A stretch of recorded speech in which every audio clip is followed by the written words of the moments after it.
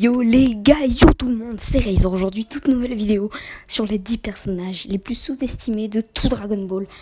Eh bien oui les gars, on approche de la fin de ce concept.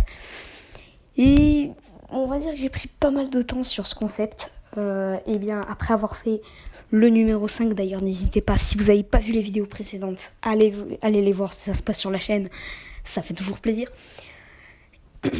Eh bien, le quatrième n'est ni plus ni moins que le roi Vegeta, le père du grand Saiyan Vegeta.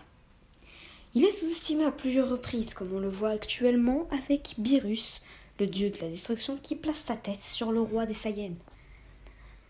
On le voit également lors d'un flashback de l'histoire des Saiyans, où l'on croise Freezer en première forme, suivi de du roi Vegeta. Et on le voit quelque temps plus tard massacré par Zaibon, Doria et Freezer lui-même, ce qui le rabaisse énormément. Il est quelqu'un de très vicieux, il pense beaucoup à sa gloire. Et il place tous ses espoirs en son fils, le prince Vegeta, extrêmement connu. Il est également rabaissé lorsqu'il rencontre le roi Cold et le futur roi Freezer dans le film Dragon Ball Super Broly. Eh bien oui, devant ces deux guerriers, il tremble de peur, alors que pourtant sa puissance est de 28 547, bien supérieure à celle de Vegeta, contre qui oui, lors de l'arc Namek.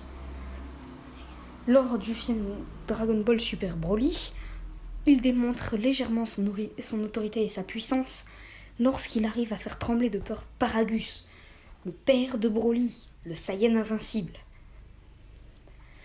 On le voit également lors de plusieurs flashbacks, le grand roi Vegeta est déjà parti en mission avec l'un des Saiyans les plus puissants qui n'ait jamais été, Bardock, qui est également extrêmement sous-estimé.